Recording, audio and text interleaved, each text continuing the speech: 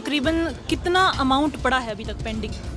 ये 1000 करोड़ से अधिक है। अभी मैंने इस पे अगर हम ब्याज लगा दें या इसको और पूरे कानून के हिसाब से अगर इसकी वो करें, गणना करें, तो सरकार को पहले प्रति बच्चा खर्चा जो है वो डिक्लेयर करना होगा। जैसे आरटीई में इन्होंने कहा 27-28 हज़ार, अगर इससे मल्टीप्लाई करें तो शायद ये 5000 करोड़ से भी पार हो जाए। सर, एक राजनीतिक पहलू की ओर देखें तो आपने कहा कि 10 वर्षों से इस पे कोई संज्ञान नहीं लिया गया है, तो क्या कांग्रेस की सरकार में ये शिक्षा की जो स्तर था वो ठीक था? क्या वो नीतियाँ ठीक थी जो भाजपा की सरकार में नहीं है? इस नियम के तहत कितने ऐसे बच्चे हैं जो प्राइवेट स्कूलों में शिक्षा ग्रहण कर रहे हैं और कितना खर्च आता है एक प्राइवेट स्कूल का उन पे?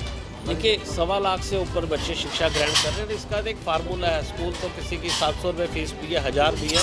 और यदि 30 दिन के बाद भी अगर सरकार इन पे कोई संज्ञान नहीं लेती है तो आपके आगे की रणनीति क्या होगी? इसके बाद 11 अगस्त को जो है हम महापंचायत एक बड़ी रैली जो है अम्बाला के अंदर करेंगे। नमस्कार, मैं सिया चौधरी और आप देख रहे हैं स्क्रॉल पंजाब। आज हम हैं चंडीगढ़ के सेक्टर 7 में, जहां नेशनल स्कूल अलायंस के द्वारा एक प्रेस वार्ता की गई और जिसमें मुद्दा उठाया गया 134A के तहत। और हमारे साथ हैं उन्हीं के प्रेसिडेंट कुलभूषण शर्मा, तो उन्हीं से जानते हैं सर क्या है ये पूरा मामला। 134A के तहत सरकार ने कहा था जो वंचित वर्ग के बच्चे हैं उनको प्राइवेट स्कूलों ने एजुकेशन देनी है और उनके एजुकेशन का जो खर्चा है वो सरकार वहन करेगी।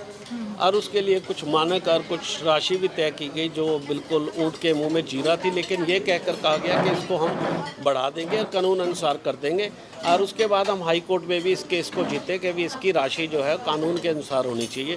लेकिन 10 वर्षों से ना हमें राशि मिली, ना कानून अनुसार सरकार ने देने की बात की, जिससे आज अमाउंट 1000 करोड़ से ऊपर हो गया है, जिससे प्राइवेट स्कूलों की अर्थव्यवस्था पूरी तरह से चरमरा रही है। प्राइवेट स्कूलों में पूरा आक्रोश है। ये कानून संगत और न्याय संगत बात नहीं है।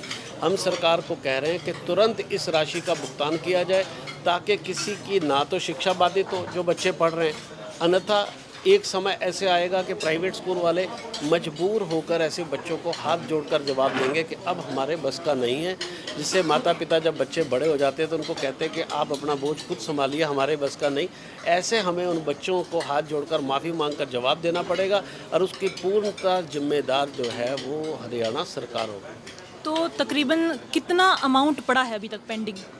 ये 1000 करोड़ से अधिक है। अभी मैंने इस पे अगर हम ब्याज लगा दें या इसको और पूरे कानून के हिसाब से अगर इसकी वो करें, गणना करें, तो सरकार को पहले प्रति बच्चा खर्चा जो है वो डिक्लेयर करना होगा। जैसे आरटीई में इन्होंने कहा 27-28 हज़ार, अगर इससे मल्टीप्लाई करें तो शायद ये 5000 करोड़ से भी पार हो जाएगा। सर, इसके अलावा 134 तहत के अलावा आपके और क्या क्या मांगे हैं, क्या मुख्य मांगे हैं जो आप मुख्यमंत्री से करना चाहते हैं? हमारी एक तो ये मांग है कि जो स्कूल 10 साल जिनकी मान्यता होगी उनको रिव्यू की जगह रिन्यू करने के लिए कहा जा रहा है। ये बिल्कुल गलत है। जब रिव्यू है तो रिव्यू होना चाहिए। रिन्यू से भ्रष्टाचार बढ़ेगा। बसों की लाइफ जो है वो बढ़ानी चाहिए क्योंकि उसका बोझ जो है बच्चों पे पड़ रहा है। और स्कूल की बसें सिर्फ 220 दिन चलती हैं, ज़्यादा नहीं चलती और उनके किलोमीटर भी बहुत कम होते हैं, इसलिए उनकी लाइफ बढ़ानी चाहिए। और 2 साल जो वो कोरोना में खड़े रहे उनकी जो है वो एक्सटेंशन करनी चाहिए लाइफ की। तीसरा, हमारे सोसाइटीज़ पे जो फ़ाइन लगे हुए हैं उनको तुरंत प्रभाव से माफ़ करना चाहिए। और प्लेज मनी पूरे भारत में जितनी नहीं है वो हरियाणा में लगा दी गई है, जो पूर्व की कांग्रेस सरकार से 12 गुना से लेके 50 गुना से भी ज़्यादा है। तो उसको तुरंत CBSE की तर्ज पर उसको जो है तय किया जाए।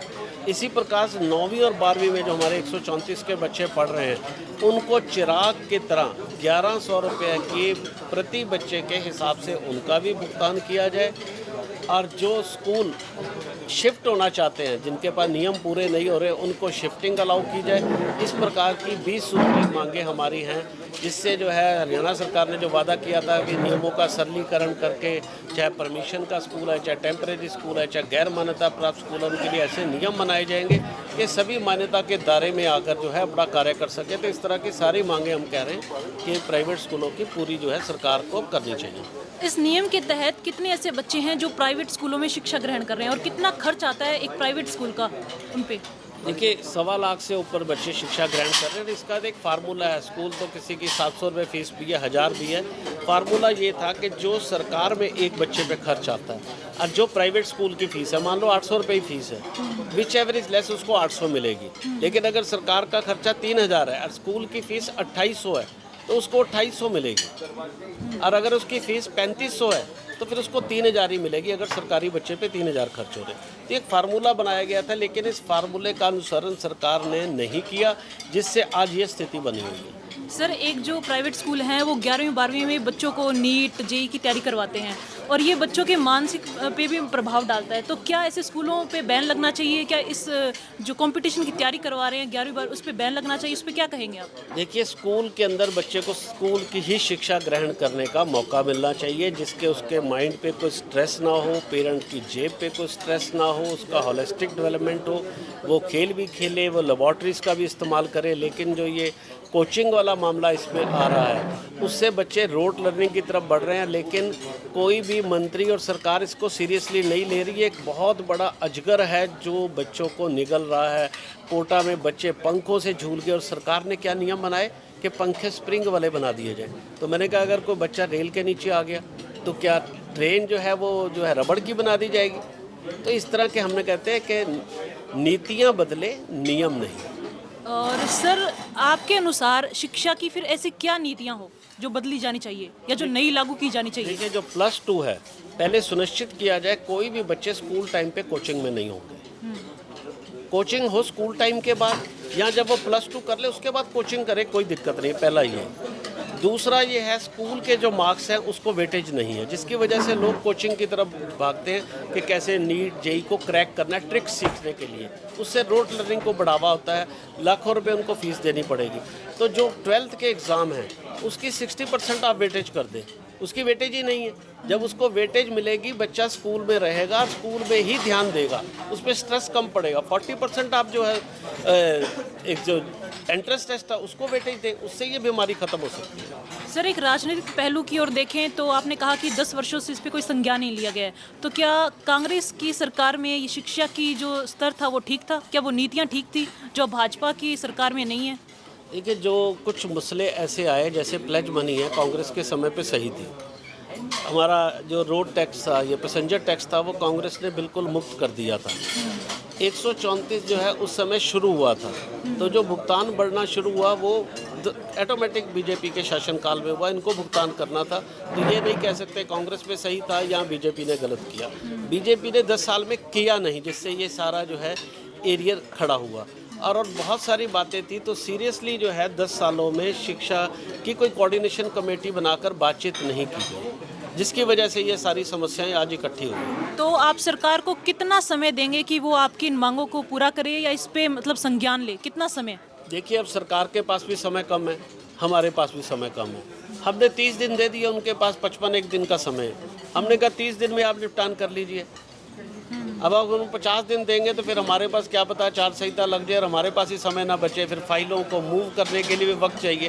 तो हमने सरकार को 30 दिन का समय दिया है, ताकि आप जब फाइलें मूव होंगी तो 10-15 दिन उस पर भी लगेंगे। और यदि 30 दिन के बाद भी अगर सरकार इन पे कोई संज्ञान नहीं लेती है तो आपके आगे की रणनीति क्या होगी? इसके बाद 11 अगस्त को जो है हम महापंचायत एक बड़ी रैली जो है अम्बाला के अंदर करेंगे, जिसपे सारे हरियाणा के प्राइवेट स्कूलों का आह्वान करेंगे और वहाँ से फिर एक ऐलान होगा कि भी आगे हम हमारी नीति भावी इलेक्शन पर सारे स्कूल संचालकों और शिक्षकों की क्या होगी। आपका समय देने के लिए धन्यवाद। तो जैसा कि कुलभूषण शर्मा जी ने बताया कि यदि 30 दिन के अंदर अंदर इनकी मांगों को नहीं माना गया तो एक हरियाणा के स्टेट के प्राइवेट स्कूलों के द्वारा एक आंदोलन किया जाएगा और मीटिंग की जाएगी कि आगे की रणनीति क्या होगी। तो देखते हैं सरकार इस पर अपनी आंखें बंद रखती है या क्या संज्ञान लेती है। खबरों को जानने के लिए बने रहे स्क्रॉल पंजाब। मैं सिया, आपके साथ कैमरामैन है विशाल।